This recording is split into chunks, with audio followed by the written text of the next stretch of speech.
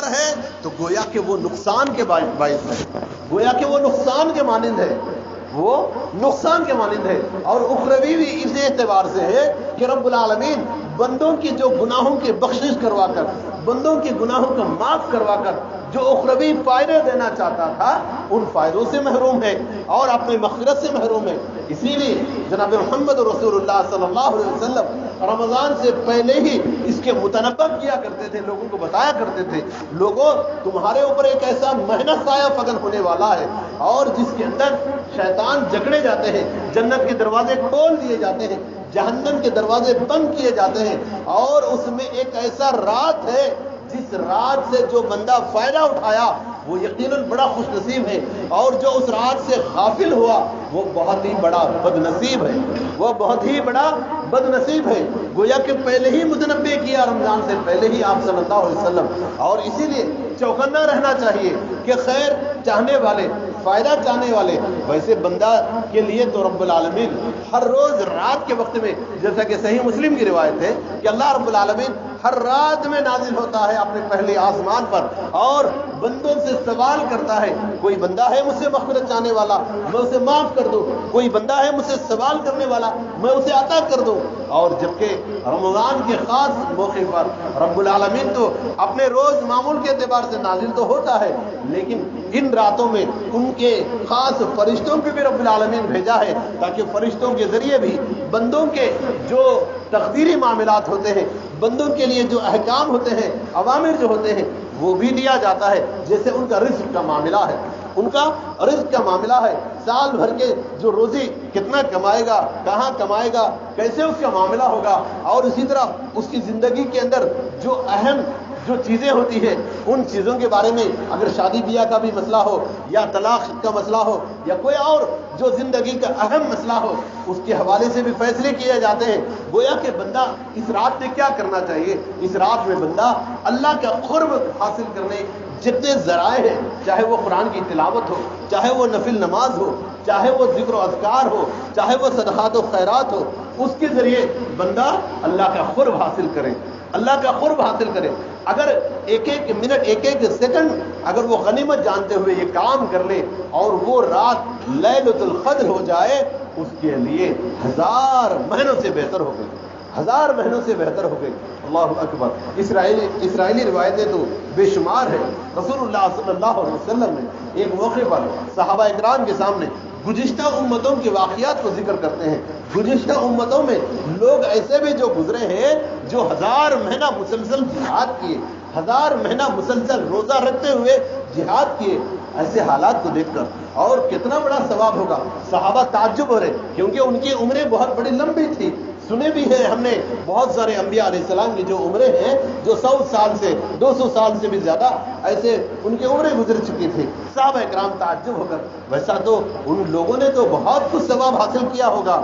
آپ صلی اللہ علیہ وسلم نے کہا کہ ان سے تو بہتر اللہ نے آپ کو دیا ہے، ان سے تو بہتر اللہ نے آپ کو یعنی امت مسلمہ کو دیا ہے۔ صحابہ تعجب ہوئے، ہم کو کیا دیا ہے؟ ان کی عمریں تو بہت لمبی ہے، وہ 1000 مہینے مسلسل جہاد کیے، 1000 مہینے مسلسل روزہ رکھے، اور روزہ رکھنا کیا فضیلت ہے۔ اللہ اکبر۔ ابو سعید خدری کی روایت ہے صحیح بخاری کی، ایک دن بندہ جو اللہ کی راہ میں روزہ رکھتا ہے، خاص اللہ کے لیے روزہ رکھتا ہے، اور یہ روزہ عام ہے، خاص فرض کی بات نہیں، اللہ کے لیے جو بندہ روزہ رکھتا ہے 70 سال جہنم سے دور ہو جاتا ہے۔ اور جبکہ رمضان کا روزہ فرض ہے، اگر وہ 29 یا 30 دن رکھ لے، وہ اس فضیلت کو اس میں شامل کر لے تو کتنے سال وہ جہنم سے دور ہو گیا۔ لیکن اتنی بڑی فضیلت والی عبادتوں کو وہ 1000 مہینہ کیا کرتے تھے، 1000 مہینہ جہاد کیا کرتے تھے۔ اور جہاد کی فضیلت کیا ہے؟ سبحان اللہ، جو بندہ اللہ کی راہ میں اتنا دیر جہاد کر لے جتنا دیر اونٹ کی دودھ دھویا جاتا ہے، اونٹ کی دودھ نچوڑا جاتا ہے، اس کے اوپر جہنم کی آگ حرام ہے۔ اگر وہ زخمی ہو جائے، وہاں شہید ہو جائے، اس کی خون زمین پہ گرنے سے پہلے اللہ تعالیٰ اس کی بخشش کروا دیتا ہے۔ لیکن اس روزہ، یہ رمضان اور یہ جو فضیلتیں امت مسلمہ کو دے کر ایک رات میں اللہ رب العالمین امت مسلمہ کو ایسا خوشنما، ایسا ایک سپر آفر رکھا ہے کہ اگر وہ بندہ ایک رات میں یہ عبادت کر لے تو ان سے بھی زیادہ یا ان کے موافق برابر ثواب حاصل کر لیتا ہے۔ صحابہ نے کہا کیسے؟ کہا آپ صلی اللہ علیہ وسلم نے لیلۃ القدر خیر من الف شہر، اللہ نے آپ کے لیے یہ دیا ہے، گویا کہ آپ اس رات میں، لیکن اب وہ رات ایک ہی رات تھی پہلے، امت مسلمہ کی اختلاف، امت مسلمہ کی انتشار، امت مسلمہ کے درمیان میں فساد کی بنا پر اس رات کو اللہ کے رسول صلی اللہ علیہ وسلم کے ذہن سے مفقود کیا گیا، بھلا دیا گیا۔ اب آپ صلی اللہ علیہ وسلم نے کہا کہ اللہ نے مجھے ایک ہی رات دے کر بھیجا تھا، لیکن آپ لوگوں کا جو جھگڑا تھا، ایک دو صحابی جھگڑ رہے تھے، یہ خبر خوشخبری جب اللہ کی طرف سے ملی، لوگوں کو بتانے کے لیے آپ صلی اللہ علیہ وسلم نے باہر نکلے، لوگ جھگڑ رہے تھے، ان دونوں کے درمیان میں صلح کروانا چاہتے، تو ایسی حالت میں آپ صلی اللہ علیہ وسلم وہ چیز بھول گئے، اور آپ بھول گئے کیونکہ آپ انسان تھے، بس فرق یہ تھا آپ کے بس وہی آتی تھی، وہ چیز بتانے والی جو چیز تھی وہ بھول گئے، اور اس میں بھی بڑا خیر تھا، اس میں بھی بڑا فائدہ تھا۔ آپ صلی اللہ علیہ وسلم نے کہا اب میں تمہیں ایک بہترین چیز تحفہ دینے کے لیے آیا اللہ کی طرف سے، لیکن اب آپ لوگوں نے جھگڑ کر اس چیز کو میرے ذہنوں سے نکالوا دیا، اب بھول گیا میں، اب اس چیز کو تلاش کرو، وہ ہے آخری 10 دنوں کی 5 تاخیراتوں میں، آخری 10 دنوں کی 5 تاخیراتوں میں، اور حتیٰ کہ بعض روایتیں ایسے بھی ہیں آخری 10 دنوں میں ایک رات ہے، کیونکہ آپ صلی اللہ علیہ وسلم کے دور میں بعض موقع پر ایسا بھی ہوا 24ویں رات کو تاخیرات ہوئی ہے، لیلۃ القدر ہوا ہے، اس لیے بہت سارے ایسے بھی احادیث موجود ہیں رمضان کے آخری 10 دن بڑی غنیمت والے، بالخصوص اس میں صحیح بخاری کی روایت ہے 5 دن تو بہت اہم ضروری ہے، 5 دن 5 راتیں۔ اب دیکھیں یہ راتوں میں ایک رات ہے لیلۃ القدر، یعنی 1000 مہینوں سے، لیکن عبادت تو 5 رات کرنا ہے، اور جاگنے سے مراد خالی نیند کو حرام کرنا نہیں، جاگنے سے مراد اللہ کی عبادت، اللہ کی رضا کے لیے اپنے آپ کو نیند حرام کرنا، اور کیا کرنا ہے اس رات میں، جیسے کہ میں نے حدیث پڑھی ہے آپ صلی اللہ علیہ وسلم فرماتے ہیں من قام فی لیلۃ القدر ایمانا واحتسابا، اصل میں تاخیرات میں یہ جو تقریریں ہیں اللہ معاف کرے، یہ ایک رواج بن چکا ہے عام حالت میں، بطور تنبیہ یا لوگوں کو کچھ شوق دلانے کے لیے کچھ دیر کیا جائے، علماء نے اس کی تو اجازت دی ہے، لیکن یہی پوری رات نہیں، بلکہ اصل جو اس رات کا مقصد کیا ہے، انفرادی عبادتیں بطور توجہ دلانے، لوگوں کو شوق دلانے، لوگوں کو اکٹھا کرنے کے لیے کچھ دیر اس حکمت کو اپنایا جا سکتا ہے، لیکن یہی وہ پورا رات تمام تقریریں نہیں، بلکہ اس رات میں انفرادی عبادتیں، اور بالخصوص قیام یعنی نماز کے لیے کھڑے ہو جانا، اس کی بہت بڑی فضیلت ہے، قیام کی جتنی بڑی فضیلت ہے، یعنی کھڑے ہو کر نماز جو پڑھنا ہے، اور جس میں قرآن کی تلاوت ہوتی ہے، اور قرآن جو کہ رمضان کے ساتھ گہرا تعلق ہے، جس کے بارے میں رسول اللہ صلی اللہ علیہ وسلم فرماتے ہیں قیامت کے دن اللہ کے نزدیک روزہ اور قرآن دو سفارش بنیں گے، بندوں کے لیے سفارش بنیں گے، اور یہ روزہ جہاں ہماری جسمانی اور اخلاقی تربیت دیتا ہے، وہیں اس روزے کے ذریعے معاشرتی فائدہ بھی ہے، اس روزہ کے ذریعے معاشرتی فائدہ ہے۔ آج یہ چیز لوگوں کے ذہنوں سے مفقود ہو چکا ہے، لوگ معاشرے کے فائدہ کیا ہے، روزہ کے ذریعے معاشرے میں کیا فائدہ ہے، روزے کے ذریعے معاشرے میں یہ فائدہ ہے، جیسے کہ ہم نے کئی مرتبہ حدیث سنے ہیں، آپ صلی اللہ علیہ وسلم فرماتے ہیں بندہ جب روزہ رکھتا ہے تو ایسا روزہ رکھے کہ اس حالت روزہ میں نہ اس کی زبان سے کوئی ایسی بات نہ نکلے، حتیٰ کہ اگر کوئی اس کے ساتھ جھگڑنے کے لیے آ جائے، وہ اتنا کہے کہ میں روزہ سے ہوں۔ گویا کہ معاشرے میں بد امنی جہاں پھیلتی ہے، وہاں امن کو لانے کا ایک بہترین ذریعہ روزہ ہے، اور یہ روزہ جہاں خیر و بلائی چھاتا ہے عوام الناس سے، لوگوں کے اندر خیر ہے اس روزے کے ذریعے، روزہ رکھنے والا جہاں اپنے جسمانی فائدہ دیتا ہے، جہاں اپنے آپ کو اللہ کے ساتھ تعلق قائم کرنے کا ایک ذریعہ روزہ بنتا ہے، وہیں معاشرے میں عوام کے اندر محبت، پیار، الفت، بھائی چارگی کا بھی درس دیتا ہے روزہ، بھائی چارگی کا بھی درس دیتا ہے روزہ، اور اس روزے کے ذریعے عوام کے ذہنوں میں ہم دیکھتے ہیں کتنے ایسے لوگ ہیں، اور یہ روزہ ہو یا رمضان ہو، رمضان کی عبادتیں ہو یا عام حالت میں ہو، ایک مسلمان بحیثیت دائی اور ایک مسلمان بحیثیت دائی لوگوں کے لیے نمونہ بننا ہے، تاکہ کیونکہ یہ اسلام جو ہے یہ مینڈک کی کنواں نہیں ہے، اسلام یہ عالمگیر دین ہے. هو الذي ارسل رسوله بالهدى ودين الحق ليظهره على الدين كله. یہ تمام ادیان پر قائم کرنا ہے. تو کیسے قائم کریں گے؟ جنگ و جدال کے ذریعے نہیں، اخلاق اور کردار کے ذریعے، گفتار اور رفتار کے ذریعے اسلام کو لوگوں کے سامنے واضح کرنا ہے. کیسے واضح کریں گے؟ رسول اللہ صلی اللہ علیہ وسلم نے بے شمار موقع پر پیغام دیا. چاند جب نظر آتا ہے کتنا بہترین امن کا پیغام لاتا ہے، اور وہ دعا ہی ایک بہترین امن کا پیغام ہے انسان کے لیے. ہم جو چاند دیکھتے ہیں اور بالخصوص کو لوگوں تو رمضان اور بقرعید کا چاند کی دعا سمجھنے لگے، جبکہ وہ ہر مہینے کی دعا ہے، ہر مہینے کے چاند کی دعا ہے. اللہ اکبر، اللہم احلہ علینا بالامن والایمان. گویا کہ اس کے اندر امن ہے، اس کے اندر شانتی ہے. گویا کہ ہمارا درس جو ہے، یعنی اسلام کا جو درس ہے پورے معاشرے کے لیے امن اور شانتی کا درس ہے. جب اس اسلام کو اپنانے والا، اسلام سے اپنانے والا جو مسلم ہے وہ بھی تو امن والا ہوتا ہے. اسلام جو لفظ سلام سلم سے نکلا ہے، اور مسلم وہ بھی سلم سے اس کا تعلق ہے. تو یہ سلم جو ہے شانتی، امن، اور اس کو اپنانے والا کیسا ہوگا؟ گویا کہ مسلمان جب روزہ رکھتا ہے تو وہ اور شانتی، یعنی اس کے اندر غصہ بھی کم ہو جاتا ہے. گویا کہ وہ روزہ جب رکھتا ہے وہ صرف پیٹ بھوک پیاس نہیں رہتا، بلکہ اس کا آنکھ بھی روزہ رکھتا ہے، کسی کے اوپر نظر نہیں ڈالتا، اس کے ہاتھ پیر بھی روزہ رکھتا ہے. اگر اس کے پاس غصہ بھی ہے آیا کسی معاملے میں تو اپنے آپ کو قابو میں رکھ لیتا ہے، اپنے آپ کو روک لیتا ہے. کیا بہترین درس ہے. حجاج بن یوسف، ہم نے کتنی بار اس کے بارے میں نہیں سنا؟ تاریخ کے اندر وہ بہت ہی بڑا ان کے کارنامے ہیں جو صحابہ اکرام پر ظلم و زیادتی کیے، لیکن بڑا ظالم اور جابر بادشاہ ہونے کے باوجود اسلام کے احکام کا بڑا سخت پابند تھا، فرائض کا بڑا سخت پابند تھا، اور لوگ اس معاملے میں کوتاہی کرے برداشت نہیں کرتا تھا، سزا دیتا تھا. اگر کوئی نماز چھوڑ رہا ہے، کوئی روزہ چھوڑ رہا ہے، برداشت نہیں کرتا تھا. اور اس کے سامنے، حجاج بن یوسف کے سامنے کسی کی مجال نہیں تھی اس کے سامنے بات کرے. صحابہ اکرام خود صحابہ اکرام کے آخری دور میں لوگ خاموش ہو گئے اس کی ظلم و ستم سے.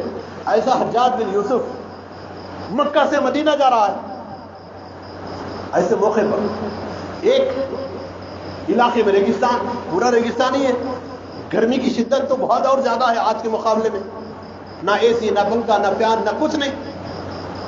ایسے حالت میں نہ درخت بھی کچھ نہیں. آج تو کچھ نہ کچھ درخت ہے عرب کے علاقے میں، ریگستان میں، اس زمانے میں وہ بھی نہیں تھے.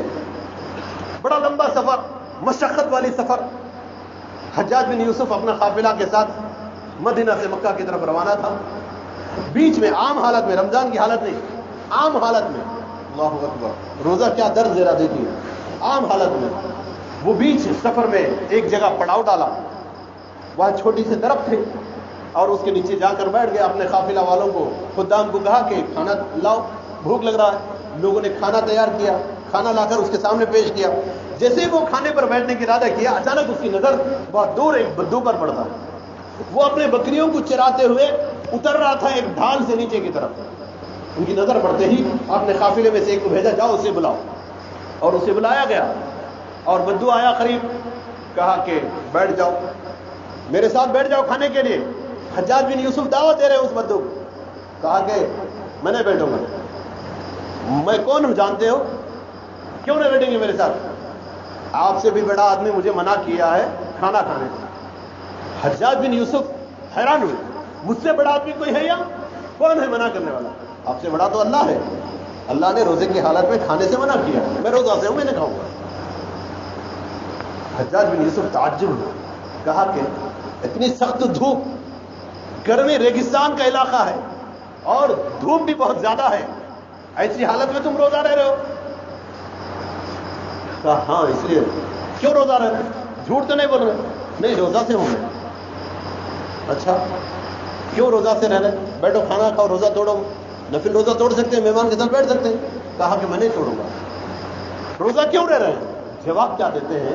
میں اس لیے روزہ رہ رہا ہوں، کل قیامت کا دن کا گرمی، مسند احمد کی روایت بھی ہے، کل قیامت کے دن گرمی جو ہے بڑا سخت والی گرمی ہے.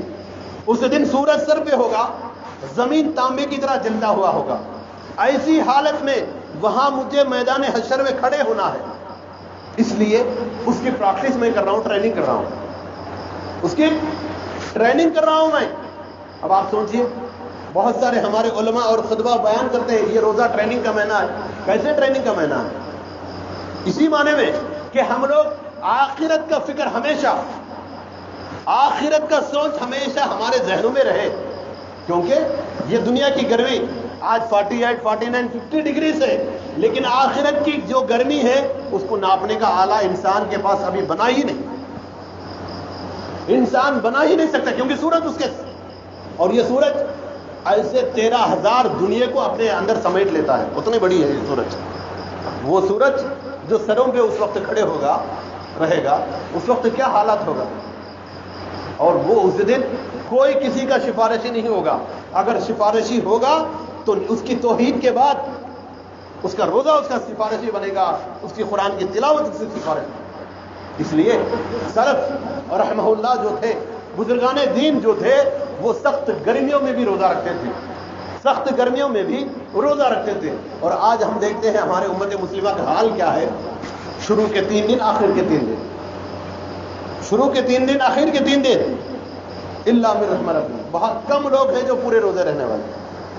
یہ امت مسلمہ کا شیوا نہیں ہے، کیونکہ مسلمان کون ہے؟ ہر وقت اللہ سے ڈرنے والا ہے۔ اللہ کا فرمان ہے، یا ایھا الذین آمنوا، یا ایھا الذین آمنوا اتقوا اللہ حق تقاتہ ولا تموتن الا وانتم مسلمون۔ ایمان والوں سے کہا جا رہا ہے، جبکہ ایمان ڈرنے کی چیز ہے، ایمان ڈرنے والے کو ہی ایمان والے کہا جاتا ہے، اس کے باوجود کہتے ہیں اللہ تعالیٰ فرماتے ہیں کہ اللہ سے ڈرو جس طرح ڈرنے کا حق ہے، ایمان والوں سے مخاطب ہے، اور تمہاری موت نہ آئے مگر حالت اسلام پر۔ تعجب کی بات ہے، حالت اسلام پر تمہاری موت آنا ہے، مسلمانوں سے کہا جا رہا ہے۔ آج تک کبھی بھی کسی نے نہیں سنا کہ ایک مسلمان غیر ہو کر مرا ہے، اس کے باوجود کیوں کہا جا رہا ہے؟ اس لیے کہ اسلام جو ہے رسمی عبادتوں کا نام نہیں ہے، اسلام جو ہے، جو اس کے فرائض جو ہے، جو اس کے عقائد جو ہے، ان تمام چیزوں کو اپنانے کا نام ہے۔ بعض عقائد بھی ہے اور بعض اعمال ہے، اس کو اپنانا ہے، اس کو اپنانا ہے، جیسے اللہ رب العالمین کا فرمان ہے، اور وہ اعمال ایمان سے متصل ہے، بغیر ایمان کے کوئی عمل قبول نہیں، اور بغیر عمل کے ایمان بھی قبول نہیں، بغیر عمل کے ایمان بھی قبول نہیں، اور ان دونوں کے ساتھ ساتھ چلنے کا حکم دیا ہے اسلام۔ اللہ اکبر، اللہ رب العالمین ایمان والوں کو حکم دیا ہے کہ تمہاری موت نہ آئے مگر حالت اسلام پر۔ مسند ابو یعلا کی روایت ہے، سلف رحمہ اللہ کے پاس اس بات پر کوئی اختلاف نہیں ہے، روزہ چھوڑنے والا، روزہ چھوڑنے والا زناکار اور شرابی سے بھی بدتر ہے، اس بات پر کسی کا اختلاف نہیں، سلف رحمہ اللہ کے پاس۔ اور آج کتنے لوگ روزہ چھوڑتے ہیں، کیا کیا بہانے بناتے ہیں روزے کی چھوڑنے کے لیے۔ تو یہ بتانے کے مقصد جو ہے، ہمارے اندر تبدیلی آئے، رمضان کا مہینہ جو چاہتا ہے ہم سے، لعلکم تتقون، اس کا مراد کیا ہے؟ تقوی سے مراد کیا ہے؟ اللہ نے جن چیزوں کو کرنے کا حکم دیا ہے ان چیزوں کو کرنا ہے، جن چیزوں سے رکنے کا حکم دیا گیا ہے ان چیزوں سے رک جانا ہے، یہ تقوی ہے۔ جبکہ روزہ کوئی نئی چیز نہیں، پرانی چیز ہے، پہلے کے لوگ بھی رکھتے تھے، لیکن ان لوگوں نے اس کا مقصد کو پورا نہیں کیا، اس لیے امت مسلمہ کو دیا گیا، تم پر اس لیے فرض کیے گئے تاکہ تم اس کا مقصد کو پورا کرو، تم تقوی والے بن جاؤ۔ اور روزہ کا تقوی کی مثالیں بے شمار موقع پر آپ نے فرمایا، روزہ ایسا رکھو کہ تمہارے آنکھ سے گناہ نہ ہو، تمہارے کان سے گناہ نہ ہو۔ اگر کوئی آدمی روزہ ہے لیکن اس کی زبان محفوظ نہیں ہے، اس کی زبان سے نہ جھوٹ، نہ غیبت، نہ چغلی یہ چلتے رہے، اس سے پرہیز نہیں کیا، اس کا بھوکا رہنا اس کے لیے کچھ فائدہ نہیں ہے، اس کا بھوکا رہنا اس کے لیے کچھ فائدہ نہیں ہے۔ گویا کہ روزہ معاشرتی پیغام بھی دے رہا ہے، معاشرتی پیغام بھی دے رہا ہے، معاشرے میں لوگوں کے ساتھ حسن سلوک اور خیر خواہی چاہتا ہے روزہ، روزہ رکھنے والے کی، اور اس کے اوپر بھی یہ ذمہ داری ہے۔ اور یہ قرآن جو رمضان کے مہینے میں بالخصوص نازل کیا گیا، اسی رات میں، لیلۃ القدر کی راتوں میں، یہ حق جو ہے صرف مسلمانوں کے پاس رہنے کے لیے نہیں آیا، یہ عام ہے، عوام الناس کے لیے ہے یہ پیغام۔ ہاں، اس سے فائدہ اٹھانے والے، ڈرنے والے ہی اس پر عمل کرتے ہیں، لیکن اس کے احکام اس کا پیغام سارے انسانیت کے لیے ہے. ہدی للناس کہا گیا. اب یہ کون سارے انسانیت کو کون پہنچائے گی؟ اسی لیے امت مسلمہ کو کہا گیا اخرجت للناس، تمہیں نکالا گیا، تمہیں چن لیا گیا. کیوں؟ تأمرون بالمعروف، اچھائیوں کا تم حکم دیتے ہو، برائیوں سے تم روکتے ہو. اس لیے تمہیں دیا گیا یہ ذمہ داری کہ تم اپنے آپ کو پورے کے پورے اسلام میں داخل ہو جاؤ، اسلام کے تمام احکام پر عمل کرو اور دوسروں تک بھی پہنچاؤ. یہی تو ذمہ داری دی گئی. اور ایسے ہی لوگ جو اللہ کے عذاب سے بچے ہوئے ہیں، جیسے کہ اللہ کا مشہور صورت ہے، اللہ رب العالمین کا فرمان ہے والعصر، زمانے کی ختم، ان الانسان لفی خسر، انسان گھاٹے میں ہے، نقصان میں ہے، الا الذین آمنوا، لیکن وہ لوگ جو ایمان لائے، وعملوا الصالحات، مگر نیک اعمال کیے، وتواصوا بالحق وتواصوا بالصبر. ان 4 آیتوں کے اندر اسلام، علم، عمل، دعوت اور صبر، یہ 4 چیزیں موجود ہے. گویا کہ مسلمان صرف ایک چیزیں یا رسمی چیزوں کو لے کر چلنے والا نہیں ہے، مسلمان اسلام کے تمام احکام کو لے کر چلنے والا ہوتا ہے. مسلمان انسانیت کو امن و شانتی کے راہ پر لانے والا ہوتا ہے، انسانیت کو بلاتا ہے امن و شانتی کی طرف. یہ اسلام کا پیغام ہے. مرد تو مرد، عورتوں پر بھی یہ ذمہ داری دی گئی، عورتوں پر بھی یہ ذمہ داری دی گئی. اور سلف رحمہ اللہ کے زمانے میں اگر ہم دیکھا جائے تو اما عائشہ رضی اللہ عنہا کے بارے میں آتا ہے کہ وہ نصیحت کرتی ہے اپنے باندی کو کہ مجھے سب سے زیادہ جو پسندیدہ عمل ہے، اللہ کی خوشنودی اگر میں چاہتی ہوں تو مجھے سخت گرمی میں روزہ رکھنا مجھے پسند ہے. اما عائشہ کا فرمان. اور عمر ابن خطاب رضی اللہ عنہ اپنے بیٹے عبداللہ کو نصیحت کرتے ہیں، اے بیٹے، تمہارے اندر اگر تم اللہ کی خوشنودی چاہتے ہو، اللہ کے خاص بندوں میں تم اپنا شمار کروانا چاہتے ہو، سخت گرمیوں میں روزہ رکھو. اور یہ جو سلف رحمہ اللہ یہ احکام جو حکم دے رہے ہیں، یہ فرض کے بارے میں حکم نہیں دے رہے، کیونکہ وہ لوگ فرض کے تو پابندی تھے ہی، نوافل کے بارے میں حکم دے رہے ہیں. اور آج ہمارا یہ پیغام فرض کے بارے میں ہے، فرض کے بارے میں ہے. اور ہمارے عمل کے ذریعے، ہماری گفتار، ہماری بات کے ذریعے ہم لوگوں کے دلوں کو جیتنا ہے. کیونکہ آج کا ماحول جو ہے بالکل ڈر اور خوف زدہ کی حالت میں، جبکہ مسلمان خوف زدہ نہیں ہوتا. جو اللہ سے ڈرتا وہ کسی سے نہیں ڈرتا، جو اللہ سے نہیں ڈرتا وہ ہر چیز سے ڈرتا، ہر چیز سے ڈرتا. فرعون کے زمانے میں بھی موسیٰ علیہ السلام ڈرنے لگے، لیکن جب اللہ نے انہیں ہمت دی ہے، موسیٰ آپ ڈرنے والے نہیں ہیں، آپ تو بنی اسرائیل میں سے ایک خاص شخص ہے، آپ ڈریں گے تو کیسے؟ آپ مت ڈرو، ہم آپ کو ہمت بتائیں گے. اللہ ہمیں انبیاء علیہ السلام کے قصے کے ذریعے ہمیں بہترین ایک نمونہ پیش کیا ہے. مسلمان نہیں ڈرتا، مسلمان عبرت اور نصیحت حاصل کرتا انبیاء علیہ السلام کے قصص کے ذریعے. اور ان کے لیے پیغام ہے، جو لوگ جھٹلائے انبیاء کی دعوت کو، ان کا انجام کیا ہوا، اس میں بھی پیغام ہے امت مسلمہ کے لیے.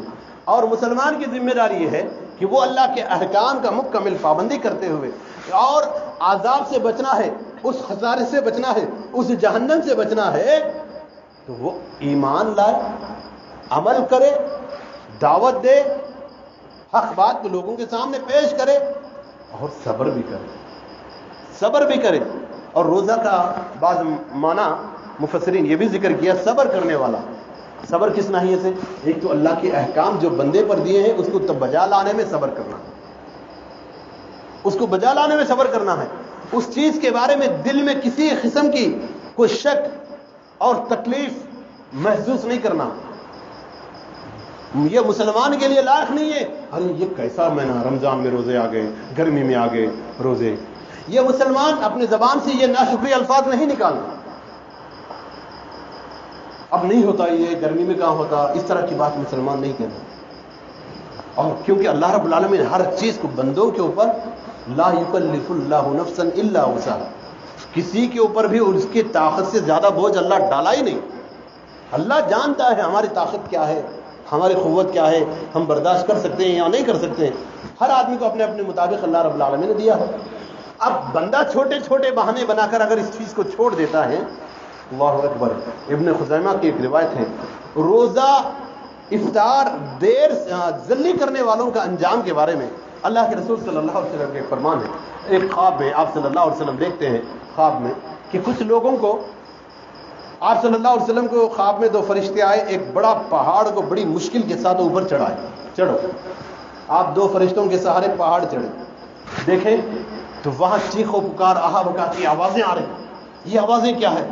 آگے چلے، دیکھیں تو کچھ لوگوں کو الٹا لٹکا دیے گئے، جیسے کہ بکریوں کی چمڑا نکالنے کے لیے الٹا لٹکاتے ہیں، ویسے الٹا لٹکا دیے گئے کچھ لوگ، اور ان کے جبڑے چیرے گئے اور جس میں سے خون بہنے لگا۔ آپ صلی اللہ علیہ وسلم دیکھ کر تعجب ہوئے اور پوچھے یہ کون ہے؟ کہا کہ یہ وہ لوگ ہیں جو وقت سے پہلے افطار کیا کرتے تھے۔ وقت سے پہلے افطار کرنے والوں کا یہ انجام ہو، روزہ چھوڑنے والوں کا کیا انجام ہو سکتا ہے؟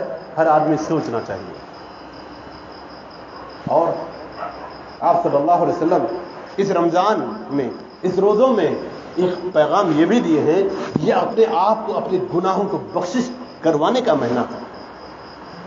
ترمذی کی روایت ہے، وہ آدمی بڑا ہی بدنصیب ہے جس کے سامنے رمضان کا مہینہ آیا اور گزر گیا لیکن وہ اپنا بخشش نہیں کروایا، وہ بڑا ہی بدنصیب ہے، بلکہ جبریل امین کے زبانی کہا جائے تو وہ اس کے اوپر اللہ کی لعنت ہے، وہ برباد ہے۔ اور آپ صلی اللہ علیہ وسلم اس پر آمین کہتے ہیں۔ حدیث سنے ہو، ممبر پہ آپ صلی اللہ علیہ وسلم آمین آمین آمین کہتے ہیں، تعجب ہے کیا بات ہے، آج انوکھے انداز میں آپ نے آمین کہا کہ جبریل نے آئے، کہا کہ جو رمضان کا مہینہ پایا لیکن اس میں اپنا بخشش نہیں کروایا وہ برباد ہو جائے۔ جبریل دعا کیا، میں آمین کہا۔ تو آپ سوچیں، گویا کہ ہم ایک ایک سیکنڈ جو ہے، بالخصوص ان راتوں میں، ہم اس کی غنیمت سمجھتے ہوئے اللہ سے مغفرت طلب کرنا۔ کیا کیا دعائیں ہیں، بہت سارے دعائیں مغفرت کے۔ اما عائشہ کی روایت ہے، اللہم انک عفو تحب العفو فاعف عنی، کم سے کم اس دعا کو بار بار پڑھتے رہے، استغفار پڑھتے رہے، سید الاستغفار پڑھتے رہے، اور دیگر جو دعائیں ہیں وہ پڑھتے رہے، اپنے لیے، گھر والوں کے لیے، بیوی بچوں کے لیے، معاشرے کے لیے اور سوسائٹی کے لیے، سب کے لیے دعائیں کریں۔ اور پھر قیام اللیل، ذکر و اذکار، قرآن کی تلاوت، ان چیزوں کے ذریعے اس رات کو گزارنا ہے، اور یہ رحمتیں برکتوں کے ساتھ یہ رات کی پوری خیر جو ہے صبح فجر تک باقی رہتا ہے۔ تو سامعین اکرام، یہ کچھ مختصر پیغام تھا آپ کے لیے، میں نے جو کچھ میرے ذہنوں میں تھے قرآن و سنت کی روشنی میں وہ باتیں آپ کے سامنے پیش کیا ہوں۔ اللہ رب العالمین سے دعا ہے اللہ تعالیٰ جو کچھ ہم نے حق کہا ہے اسے ہم سب کو سمجھنے کی اور اس پر عمل کرنے کی توفیق عطا فرما دے۔ اللہ رب العالمین ہمارے اس راتوں کو قبول فرما لے اور اس رات کی ہر لمحے کو غنیمت سمجھتے ہوئے اس میں عبادتوں کو بجا لانے کی ہمیں توفیق عطا فرما دے۔ ہر طرح کے شر، فتنہ، فساد، نمود، ان تمام چیزوں سے اللہ ہمیں بچنے کی توفیق عطا فرما دے۔ ربنا تقبل منا انك انت السميع العليم وتب علينا انك انت التواب الرحيم۔